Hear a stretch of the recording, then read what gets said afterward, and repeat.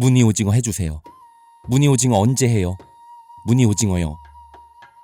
제발 무늬 오징어 한 번만요.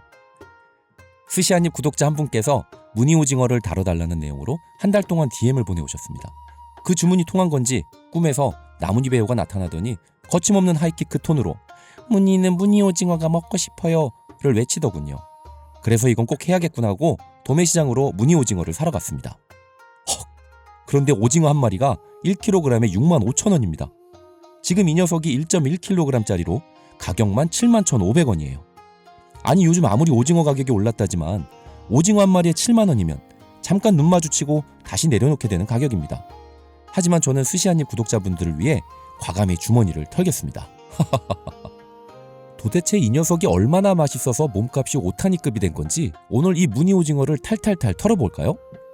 그 전에 구독, 좋아요, 하이프까지 눌러주셨죠?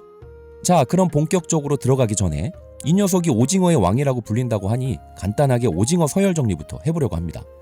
매일 식탁에 올라오는 익숙한 이름의 메뉴 오징어 볶음, 오징어 채볶음, 오징어 찌개에 사용되는 오징어가 있죠. 이 녀석의 이름은 수르메이카라고 불리우는 살오징어입니다. 우리가 알고 있는 가장 일반적인 오징어죠. 이 녀석보다 윗등급은 화살꼴뚜기 또는 창꼴뚜기라고 불리는 녀석인데요. 우리는 한치라는 이름으로 더 많이 알고 있습니다. 살오징어보다 훨씬 부드럽고 달달하죠. 이런 한치보다 더 부드러운 식감과 단맛을 자랑하는 놈이 저희가 이전 영상에도 다뤘던 갑오징어입니다.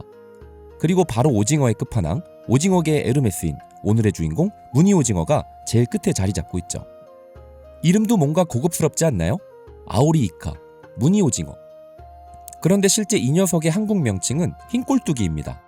마치 과거 한국에서 제일 유명했던 패션 디자이너 앙드레 김 선생님 본명이 김봉남이었던 것 같은 반전이에요.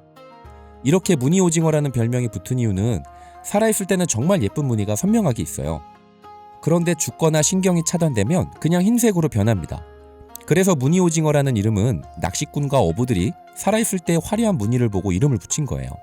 학자들은 채집되어 죽은 상태의 하얀 모습을 보고 흰꼴뚜기라고 지은 거죠. 이름이 어떻든 현재 이 무늬 오징어는 오징어의 왕으로 오마카세 카운터에서 당당하게 자리 잡고 있습니다. 그럼 무늬 오징어가 오징어의 왕이라고 불리우는 데는 어떠한 이유 때문일까요? 그 이유는 바로 놀랄 만큼 매력적인 천연의 단맛 때문입니다.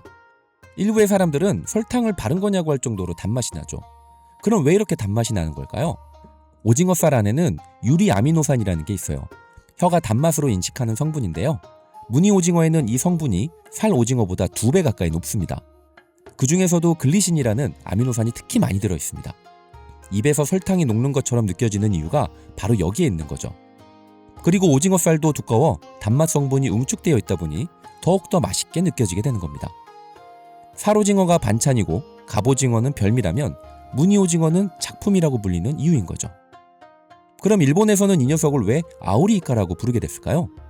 과일 좋아하시는 분들은 아오리 사과라는 이름을 들어보셨을 텐데요. 아쉽게도 초록빛을 뜻하는 그 아오리와는 전혀 관계가 없습니다.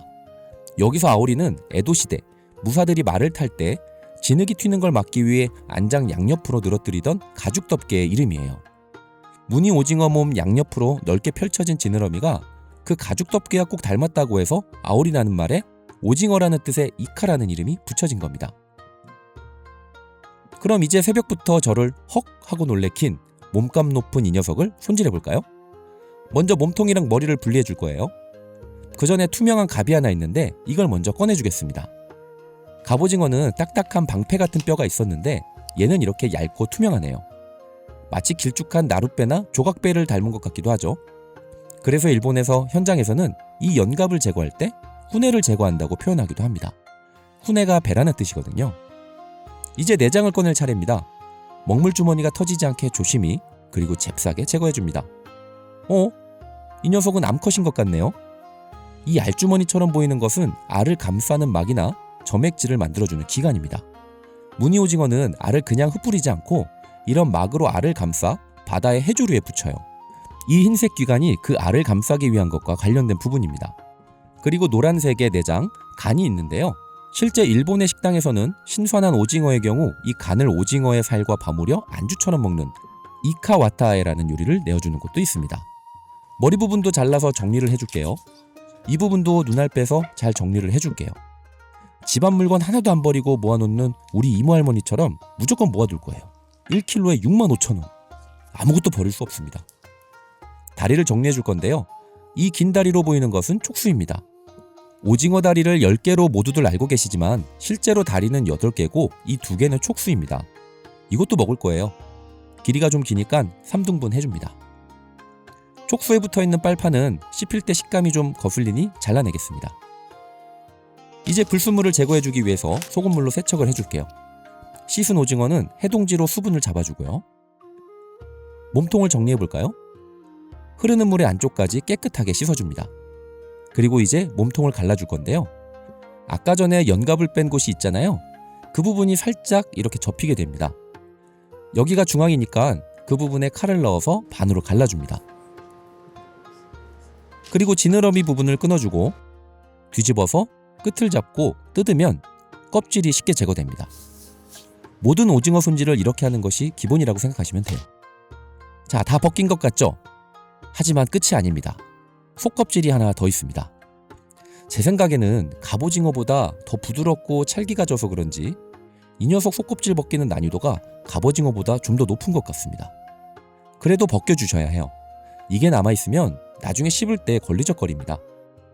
먼저 겉껍질을 벗기고 나면 몸통 끝선으로 울퉁불퉁한 곳이 있는데요. 이 부분도 정리를 해줄게요. 정리하고 나니 갑오징어 때처럼 또다시 흰색 수영모가 만들어졌네요. 수영장 가서 흰색 수영모 쓰신 분 보면 또다시 오징어가 생각날 것 같습니다. 그런데 이 속껍질을 벗기는 방법은 셰프들마다 다릅니다. 껍질을 다 벗기고 난 다음에 재단하는 경우도 있고 먼저 몸통을 재단하고 그 다음에 칼로 벗기는 분도 있고 그래요.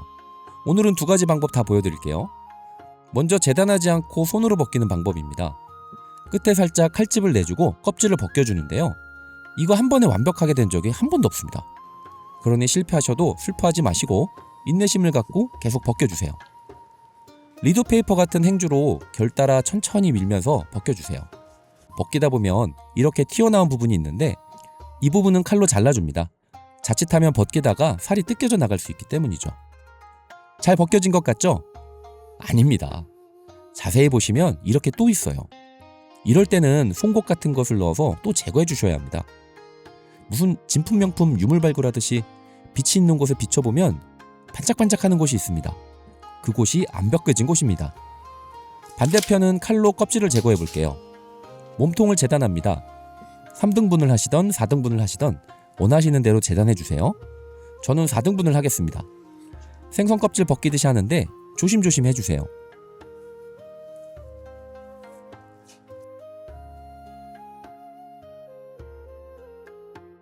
와, 오징어 단면을 보니 두께가 장난 아니죠? 살오징어랑 비교가 안 됩니다. 이 웅축된 살에 단맛이 가득 들어있는 거예요. 깔끔하게 손질된 무늬오징어입니다. 손질된 몸통은 해동지로 감싸서 하루 숙성할 거예요. 갓 손질한 것보다 하루 지나면 식감이 더 부드러워지고 단맛도 더 또렷하게 느껴집니다. 저온 숙성 중에 단백질과 핵산 성분이 천천히 변하면서 맛이 더 둥그러지는 거죠. 숙성이 된 것은 살이 훨씬 촉촉하고 윤기가 있습니다. 이제 칼을 눕혀서 비스듬하게 사시미로 먹을 것을 썰어줄 거예요. 두께가 포인트입니다. 너무 두꺼우면 씹기 힘들고 너무 얇으면 무늬오징어 특유의 탄력 있는 식감이 사라집니다. 칼집을 낸 것과 안 낸 것 2가지 방법으로 사시미를 썰어서 약간 식감에 변화를 줄 거예요. 이렇게 썰린 무늬오징어 회를 보니 맛을 보기 전부터 이미 고급스럽습니다. 하얗다고 하기에는 투명하고 투명하다고 하기엔 우윳빛이 도네요. 접시 위에 누워있는 모습은 회라기보다 얇게 저민 바다 유리 같은 느낌입니다. 일반 살오징어처럼 버티는 식감이 아닙니다. 혀에 천천히 붙었다가 녹진하게 풀어지는 느낌이죠. 처음에는 맑고 중간에는 쫀득하고 씹을수록 오징어의 단맛이 치고 올라옵니다. 암염이나 고운 천일염, 소금을 살짝 찍어 드시면 맛의 대비가 되어 고소함과 단맛을 더 강하게 느낄 수 있어요. 이제 스시네타를 준비해 보겠습니다. 오징어는 그냥 샤리 위에 올리면 안 됩니다. 오징어는 탄력이 강해서 샤리 위에 그냥 올리면 모양이 잘 잡히지 않아요. 그래서 카쿠시보초 숨겨진 칼집을 넣어줄 거예요. 이 칼집 하나가 3가지 일을 동시에 합니다. 첫째로 밀림을 방지하죠. 칼집이 살의 수축 방향을 분산시켜서 샤리 위에서 네타가 평평하게 누워있게 해줍니다. 둘째로 식감이 달라집니다. 칼집이 씹을 때 힘을 분산시켜서 질기지 않고 부드럽게 끊어줘요. 세 번째로 칼집 사이로 간이 스며듭니다. 소금, 레몬즙, 간장이나 니키리가 칼집 사이사이로 더 잘 닿죠. 보이지 않지만 느껴지는 칼집. 그래서 숨겨진 칼집이에요. 무늬오징어 스시는 두께에 따라서 식감과 맛이 달라집니다. 따라서 두께의 차이를 둬서 썰어보시면서 여러분만의 맛을 찾아보시는 것도 하나의 재미라고 볼 수 있습니다. 저도 얇게, 두껍게 여러 가지로 썰어볼게요. 그리고 새로운 방식의 네타 썰기 하나 보여드릴게요. 네타를 얇게 채 썰어주시고 이걸 그대로 모양을 유지한 채 네타를 올리는 거죠. 무늬오징어는 칼질 하나로도 맛의 변화를 줄 수 있는 재료입니다. 이제 스시를 쥐어볼까요? 테즈 바르고 샤리 쥐고 와사비 바르고 레몬즙 살짝 뿌려주고 소금 살짝 발라 마무리하면 무늬오징어 스시 완성입니다. 무늬오징어 스시는 섬세합니다. 단맛이 강한 네타이다 보니 두께에 따라서 간장이냐 소금이냐에 따라서 맛이 조금씩 달라져요. 그래서 다양한 방법으로 하면 같은 무늬오징어 스시지만 조금씩 다른 맛을 느끼게 되는 즐거움이 있습니다. 자, 이제 오늘의 하이라이트입니다. 사실 스시를 좋아하는 저로서는 항상 스시가 메인이었죠. 그런데 오늘은 이 튀김을 메인으로 뒀습니다.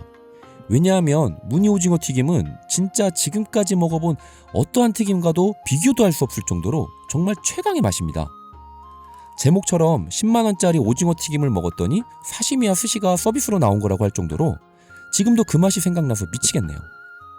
처음에 손질하면서 남겨뒀던 것들도 다 튀겨버리겠습니다. 튀김가루 하나만 있으면 됩니다. 한꺼번에 다 물에 섞지 않을 거예요. 일부만 물과 섞어 반죽을 만들고 나머지 가루는 먼저 오징어에 얇게 묻혀줍니다. 툭툭 털어서 가루들이 뭉치지 않게 해주세요. 그리고 이제 반죽 입혀서 기름에 넣습니다. 170도에서 시작해서 180도까지 들어갑니다.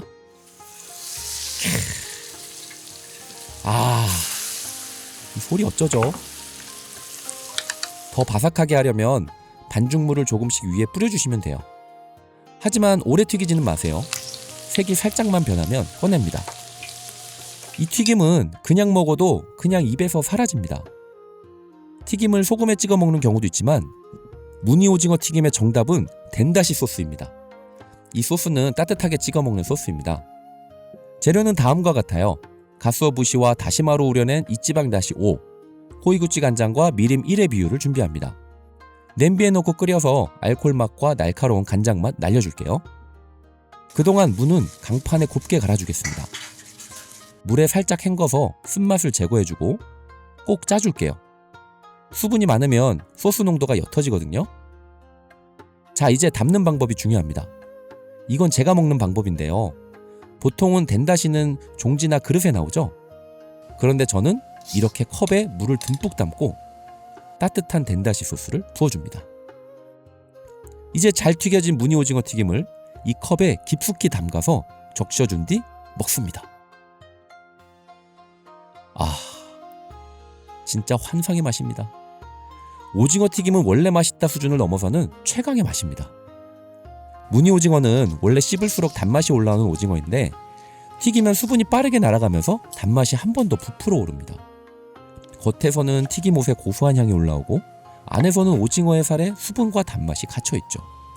여기에 감칠맛이 폭발하는 따뜻한 덴다시는 자칫 튀겨서 느끼할 수 있는 맛을 다시 리셋시켜버립니다. 그럼 또다시 찍어 먹고 리셋되고 또다시 찍어 먹고 리셋되고 그럼 어느새 모든 게 사라져 있습니다. 살아있을 때는 화려한 무늬로 바다를 떠다니고 칼을 만나면 투명한 유리처럼 빛나며 입안에 들어오면 천천히 단맛을 풀어냅니다. 사시미로 먹으면 맑고 스시로 먹으면 섬세하고 튀김으로 먹으면 갑자기 폭발하는 무늬오징어. 왜 이 녀석이 오징어계의 에르메스인지를 알 수 있었던 오늘의 영상 재밌으셨나요? 다음에도 유익한 영상으로 다시 찾아오겠습니다. 멤버십 가입을 통해 든든한 동반자가 되어주시면 더 맛있고 퀄리티 높은 콘텐츠를 꾸준히 이어갈 수 있습니다. 자, 그럼 스시 한 입 맛있게 드십시오.